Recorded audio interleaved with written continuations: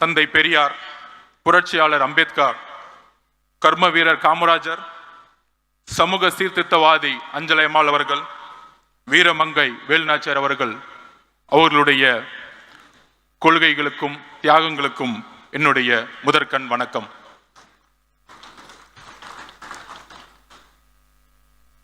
பிறப்பால் ஒரு தலைவர் உருவாகக்கூடாது, மன்னராட்சி ஒழிக்கப்பட வேண்டும் என்கின்ற ஒரு உண்மையை கூறியதற்காக பல்வேறு சூழ்ச்சிகள் என்னை சூழ்ந்த பொழுது ஒரு அழைப்பு வந்தது. தலைவர் அவர்களிடமிருந்து, உங்களுடைய இடம், உங்களுடைய கொள்கை தமிழக வெற்றி கழகத்தில் இருந்து துவங்குங்கள் என்று. நான் ஏன் தமிழக வெற்றி கழகத்தில் சேர்ந்தேன் என்கின்ற பதிவை நான் இங்கு பதிவு செய்ய வேண்டும். சிறு வயதில் புரட்சியாளர் அம்பேத்கர் அவர்களிடமும் தந்தை பெரியார் அவர்களிடம் இணைக்கப்பட்டவன் நான். அந்த கொள்கை வழியில் பல்வேறு அரசியல் கட்சிகளில் பணி சேர்ந்த அனுபவம் இருக்கிறது. ஆனால் என்னுடைய ஒரே கேள்வி, தந்தை பெரியார் அவர்களை சமூக சீர்திருத்தத்தை பேசக்கூடிய இந்த அரசியல் 70 வருட அரசியல் எப்பொழுதும் புரட்சியாளர் அம்பேத்கரை மேடையில் ஏற்றியது கிடையாது.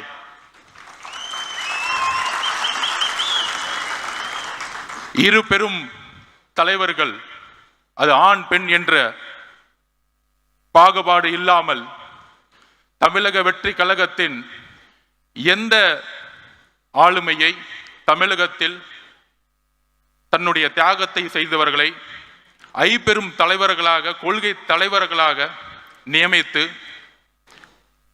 தன்னுடைய சினிமா என்கின்ற உச்சபட்ச ஒரு பொருள் ஈட்டக்கூடிய ஒரு பொறுப்பையும் துறந்து இந்த கொள்கை வழியில் நடக்க வேண்டும், ஒரு புதிய அரசியலை உருவாக்க வேண்டும். அவரோடு சேர்ந்து உரையாடிய பொழுது எந்த அளவிற்கு கொள்கை ரீதியில் தன்னை உள்வாங்கியிருக்கிறார் என்கின்ற ஒரு புரிதலோடு என்னை தமிழக வெற்றி கழகத்தில் இணைத்துக் கொண்டேன்.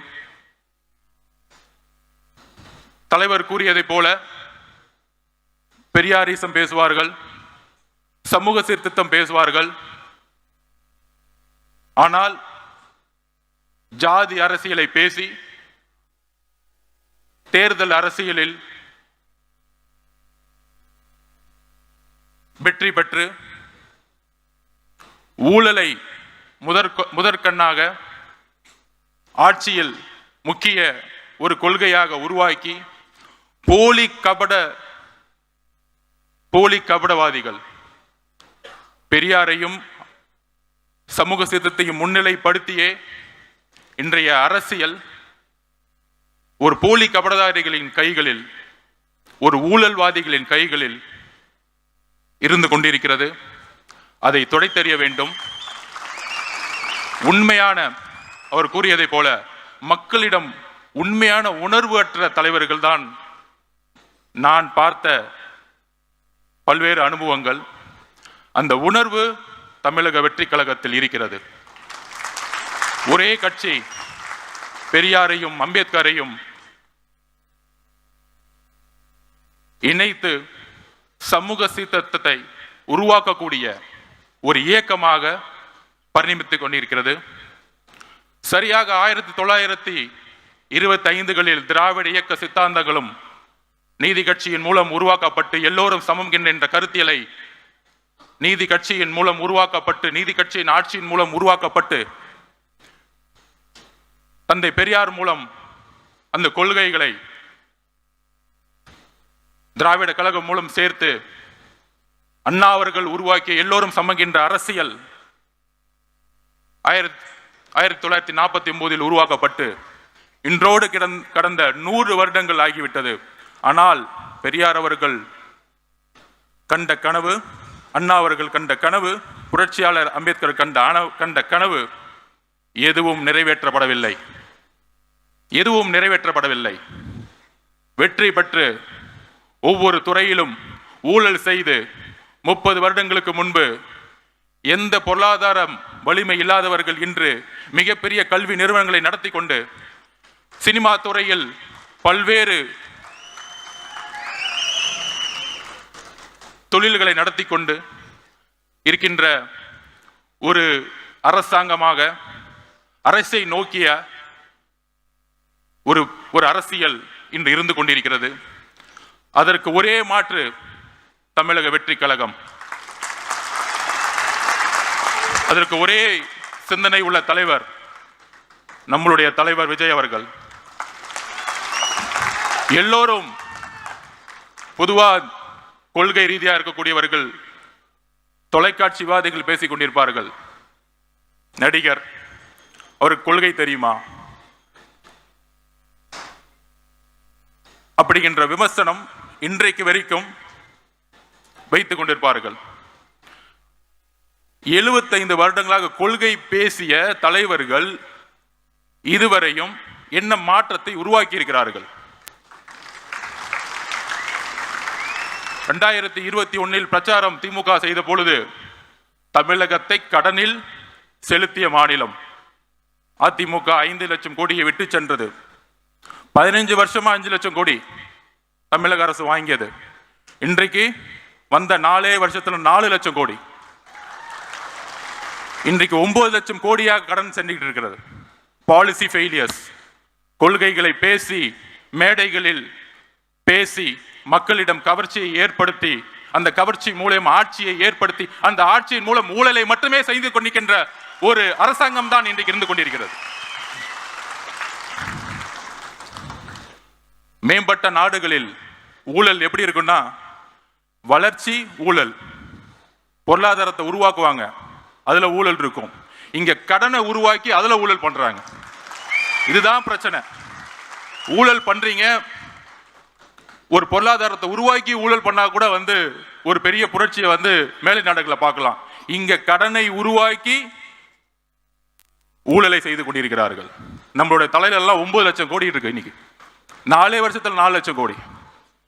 கேட்டா பொருளாதாரம் வளர்ந்துருச்சு, 10 லட்சம் கோடியை கொண்டு வந்துட்டோம்.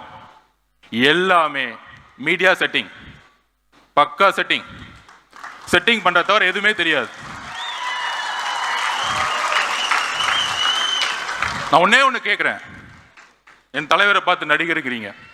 அவர் எப்பவுமே சொன்னார், இப்ப கூட பதிவில், என்னுடைய ஒரே ஒரு கமிட்மெண்ட் இருக்கு, முடிந்த உடனே என்னுடைய வாழ்க்கை முழுவதும் மக்களுக்காக டிக்ளேர் பண்ணிட்டார்.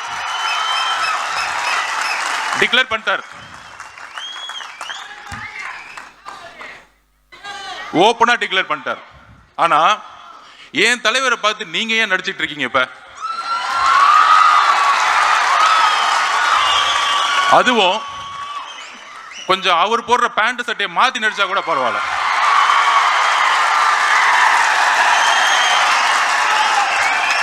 இதுல இருந்து ஒரு பதிவாகுது, உங்களுக்கு முதல்வரும் ரசிகர் தான்.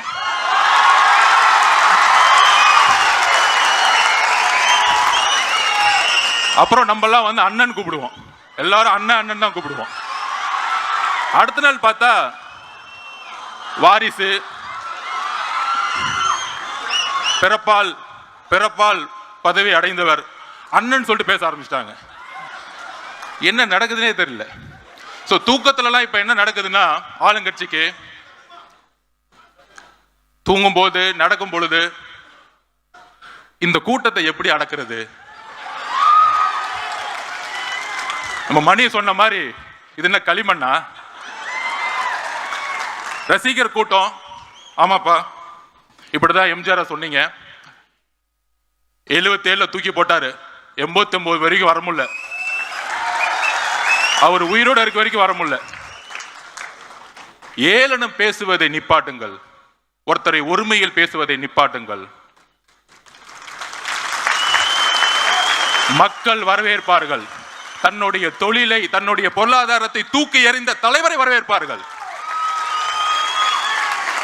ஆட்சியை அமைத்து பொருளாதாரத்தை உருவாக்கக்கூடிய அரசாங்கங்கள் தான் நாம் பார்த்துக் கொண்டிருக்கிறோம். பொருளாதாரத்தை தூக்கி எறிந்த ஒரு தலைவரை நாம் பார்த்துக் கொண்டிருக்கப்படுகிறோம்.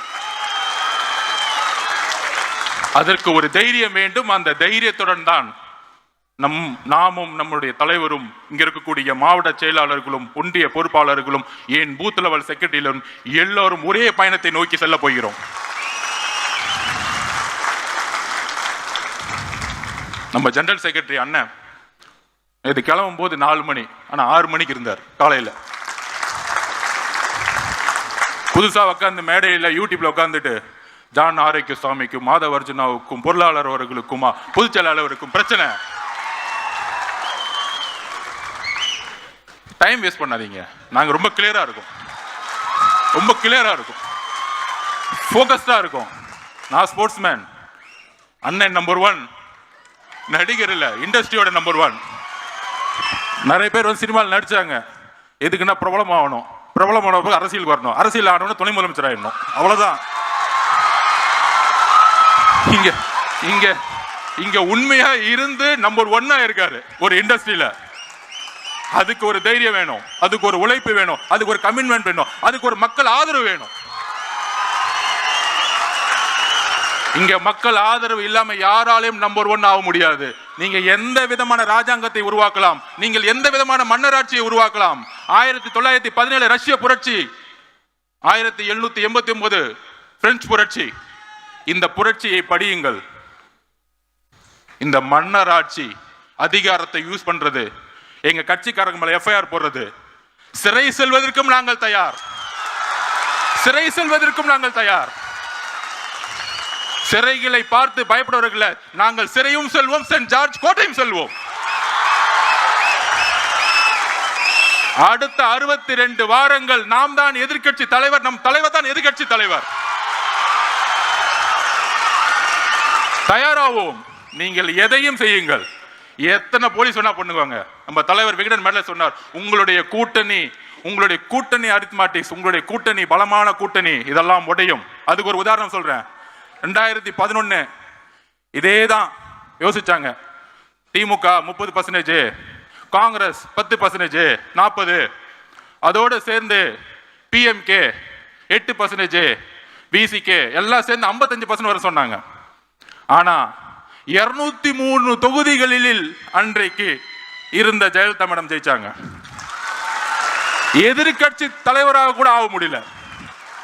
சோ தமிழக மக்களுக்கு தெரியும் ஆட்சியோட பிரச்சனை என்ன. 36% ஈபி விலை ஏற்றி இன்னைக்கு எந்த இண்டஸ்ட்ரியும் ரன் பண்ண முடியல. நீங்க கொடுக்கக்கூடிய 1000 ரூபாய் பத்துமா? 1000 ரூபாய் கொடுத்து 10,000 ரூபாய் பிடிங்கிட்டீங்க மக்கள்கிட்ட. இதையெல்லாம் என்னுடைய தலைவர் எதிர்கட்சி தலைவராக இருந்து பேசுவார் கூடிய விரைவில். அவருடைய பயணம், அவருடைய ஒவ்வொரு நொடியோடைய பயணம் தமிழகத்தில் அதிர்வலைகளை 1967 அண்ணா ஏற்படுத்தியது போல, 1977 எம்ஜிஆர் ஏற்படுத்தியது போல அடுத்த பிளவு ஏற்படும் தமிழகத்தில். அதற்கு எல்லா அஜெண்டா ரெடி, எல்லாமே பிளானிங் ரெடி.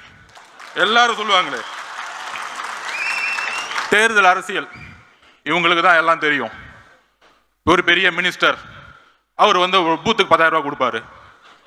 அவர் வந்து கோயம்புத்தூர் பக்கம் வந்து எல்லாத்தையும் பார்த்துக்குவாரு, ஒருத்தர் திருச்சி பக்கம் பார்த்துக்குவாரு, ஒருத்தர் வந்து திருவண்ணாமலை பக்கம் பார்த்துக்குவாரு. 10 இன்ஜினியரிங் காலேஜ் வச்சிருக்காங்க. 1967 மக்கள் தூக்கி போட்டதும் 1977 திரு எம்ஜிஆர் அவர்களை கொண்டு வரும் போதும் பண பலத்தை நோக்கி இல்ல, மக்கள் செல்வாக்கை நோக்கி. எங்களிடம் பணம் இல்லாமல் இருக்கலாம், ஆனால் உழைப்பு இருக்கிறது, தைரியம் இருக்கிறது, நல்ல தலைவர் இருக்கிறார், அதோடு சேர்ந்த உண்மை கொள்கை இருக்கிறது. So agenda ready. முக்கியமா அடுத்தது ஒரு விஷயம், திரு ஜன்சுராஜ் தலைவருடைய பிரசாந்த் கிஷோர் அவரு ஏன் இங்க வந்தாரு? 2021 திமுக வரும்போது ஏன் அந்த கொஸ்டின் வரல? பயம், வேற ஒண்ணும் இல்ல, பயம். ஒரு தலைவரை நோக்கி, எங்கள் தலைவரை நோக்கி பல அறிவாளிகள் வருவது ஒரு இயற்கை. இதுல என்ன தவறு? இதுல என்ன தவறு இருக்கிறது? ஃபுட்பால்ல மெஸ்ஸி சொல்லுவாரு, நான் வேர்ல்டு கப் நம்பர் 1 இருக்கிறதுக்கு முக்கியமான காரணம், ஜெயிச்சதுக்கு என்ன காரணம்னா இது ஒரு டீம் கேம், குழுவோடு சேர்ந்து விளையாண்டதனால் நான் நம்பர் 1 ஆனேன்.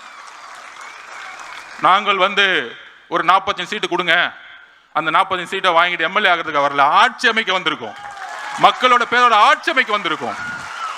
ஆட்சி அமைப்பதற்கு எல்லா சிந்தனை கொண்டவர்களும் இந்த கட்சியில் வரும் பொழுது இது மன்னராட்சி இல்லை, அறிவு இருக்கவங்க எல்லாம் கட்சிக்குள்ள வரக்கூடாது.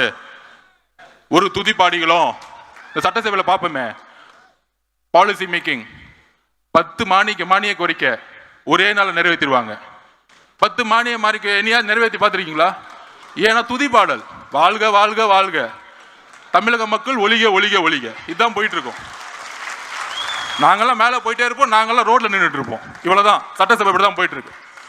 இதை உடைத்தெறிய திரு ஜான் ஆரோக்கியசாமி எப்பொழுது நமக்காக வேலை செய்து கொண்டிருக்கிறார்களோ, நானும் என்னுடைய பங்கு இருக்கிறதோ, இங்க இருக்கக்கூடிய மாவட்ட செயலாளர், பொருளாளர், பொறுப்பாளர்கள், ஜெனரல் செக்ரட்டரி, அதோடு சேர்ந்து ஜன் சிவராஜ் பார்ட்டியுடைய தலைவர் நம்மளோடு இணைந்து வேலை செய்ய வரார். இல்லைன்னா தவறு.